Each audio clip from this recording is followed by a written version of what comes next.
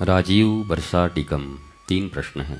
एक है, मैं क्या स्टडी करते हुए अपने मेडिकल की श्री जी की सेवा जैसे कर रहा हूँ वैसे ही करूँ, या विग्रह सेवा में उतरूँ, या अपने स्टडी को ही सब कुछ मानूं। आपने पूछा है राजीव ने कि गृहस्थ में रहते हुए आत्मज्ञान कैसे प्राप्त करें। वर्षा ने पूछा है, क्या जनसेवा के माध्यम से ही ईश्वर की प्राप्ति हो सकती है या अन्य कोई मार्ग है। बैठ जाइए।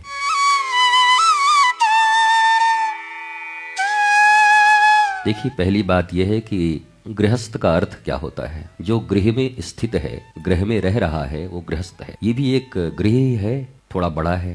यहाँ भी परिवार हैं। आप जब आश्रम आएंगे तो देखेंगे दीप जलाने के लिए कई बहनें हैं, वहाँ पर बेटियाँ हैं, और सब एक परिवार की तरह यहाँ रहते हैं। जीवन यापन भी है, आत्मज्ञान की तरफ भी बढ़ रहे हैं। जीवन में एक परम संतोष है। हमारे अध्यात्म में, भारतीय सनातन संस्कृति में 98% से ज़्यादा ऋषि मुनि महर्षि सब गृहस्थ रहे हैं।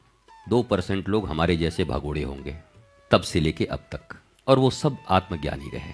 मदालसा का नाम आता है, मदालसा माँ, जिन्होंने अपने 7 वर्ष के बच्चों को आत्मज्ञानी बना दिया घर में।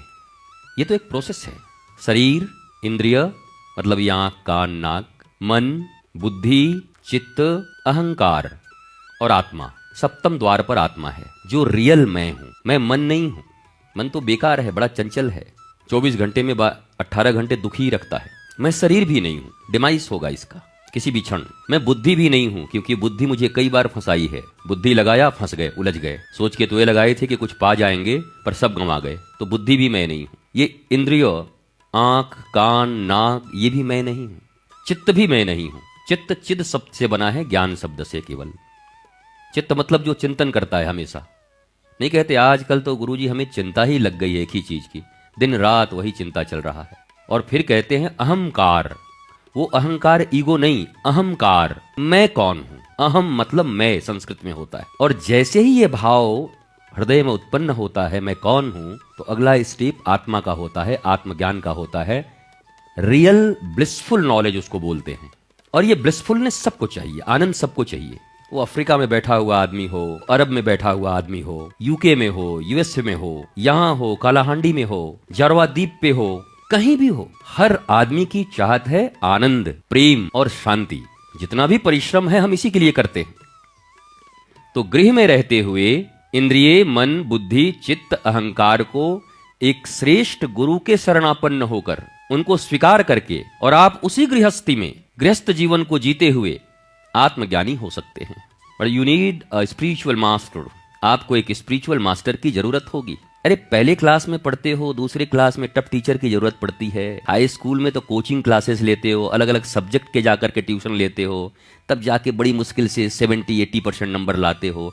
और आत्मज्ञान जो इस दुनिया का सबसे कठिन विषय है, क्योंकि वो पा गए तो सब पा गए, फिर तो वाहवारे मौज फकीरा दी, फिर कुछ भी हो तुम्हारे ऊपर कोई फर्क नहीं पड़ता। तो उसे प्राप्त करने के लिए भी एक योग्य श्रेष्ठ टीचर, जिनको गुरु कहते हैं, उनका आधार लेकर उनके बताए सिलेबस के अनुसार, जिसे साधना कहते हैं, अगर आप चलना प्रारंभ करें, बड़ा सहज है। आपकी नौकरी भी आपकी साधना है, आपका दुकान भी आपकी साधना है। आपने देखा नहीं, कबीर कपड़े बुनते थे। कबीर ने कब धंधा छोड़ा अपना? कपड़ा बुनना, कपड़ा बेचना, परिवार पालना, सौथा माली, फूल उगाना, फूल बेचना, गोरा कुम्हार, मिट्टी से सारे घड़े, मिट्टी के बर्तन बनाना, बेचना। नामदेव कपड़े को रंगने वाले थे, रंगरेज। They all are cents.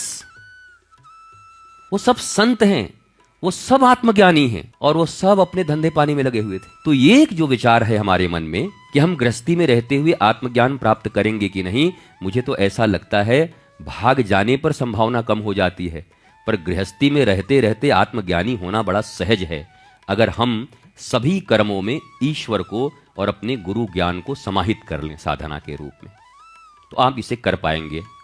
और मैं प्रार्थना करूंगा महादेव से कि आपको दिव्य गुरु रूप में कोई न कोई वरण करे, और कोई शिष्य के रूप में भी वरण करे आपको, और आपका जीवन और आसान हो जाए। सेकंड है, वर्षा कहती हैं कि क्या जनसेवा करके ही हो सकता है।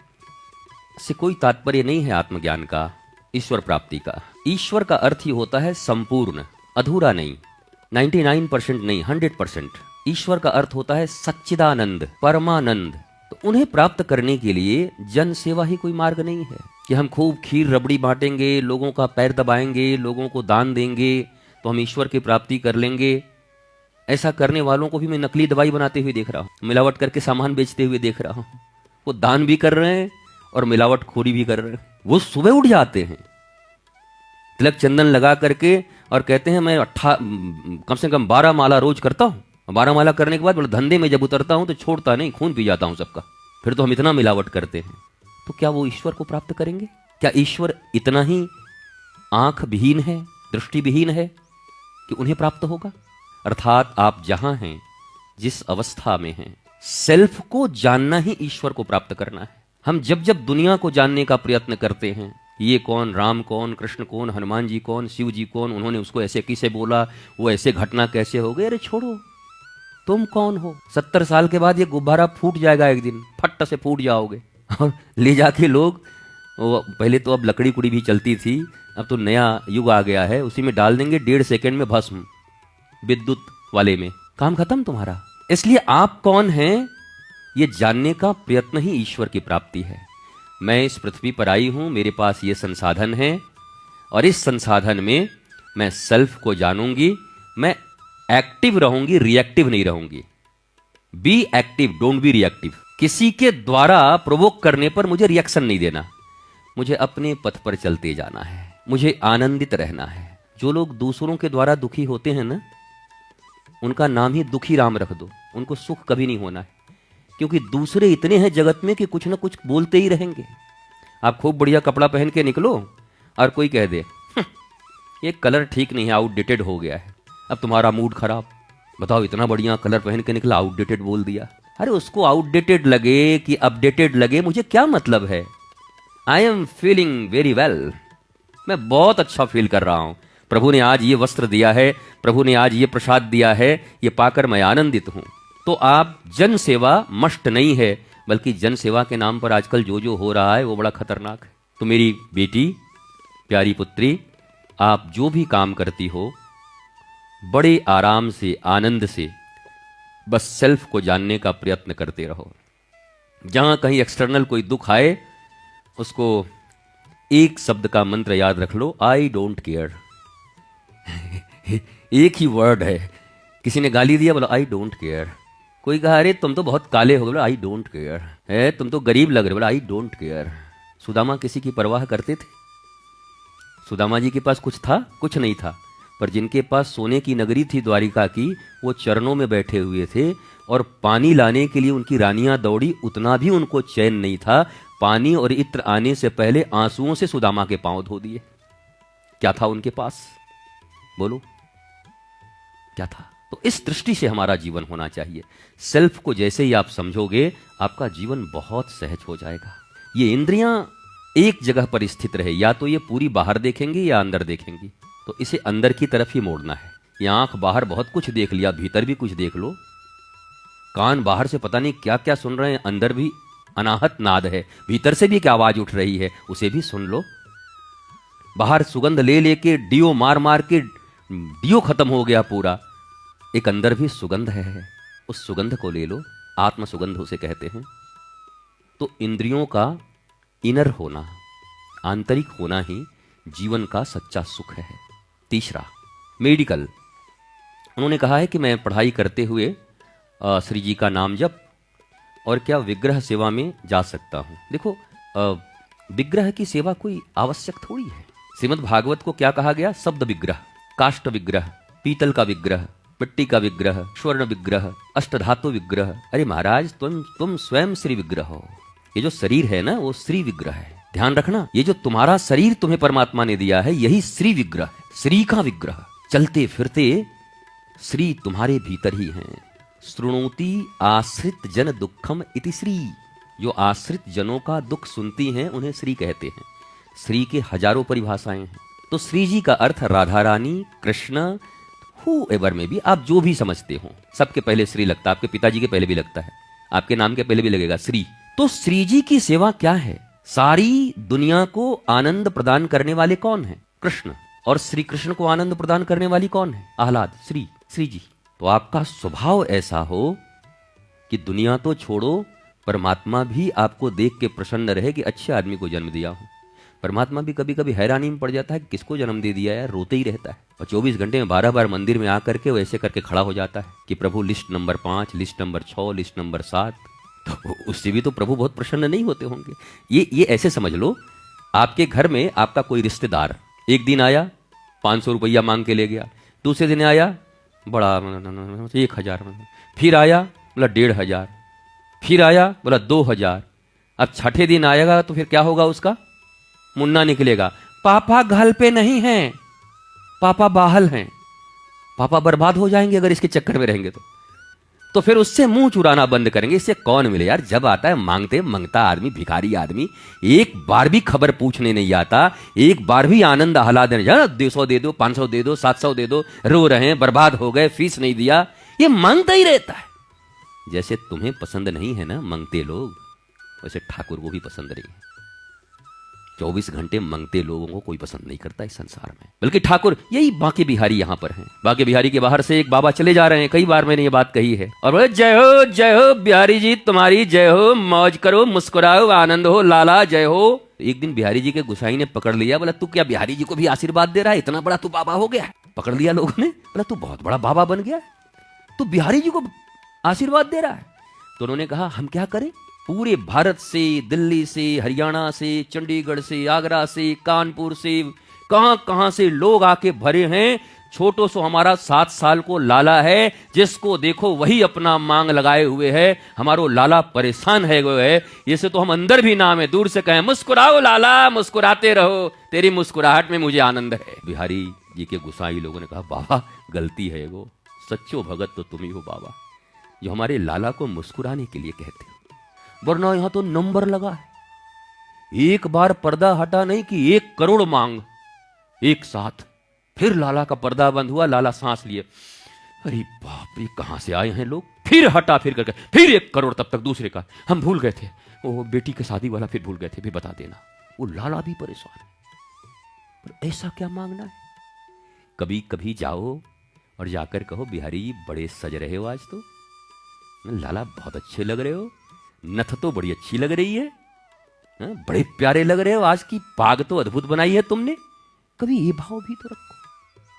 और यही भाव अपने मित्रों के प्रति भी रखो, माता पिता के प्रति भी रखो, और जिनसे जिनसे परिचय है उनके प्रति भी रखो।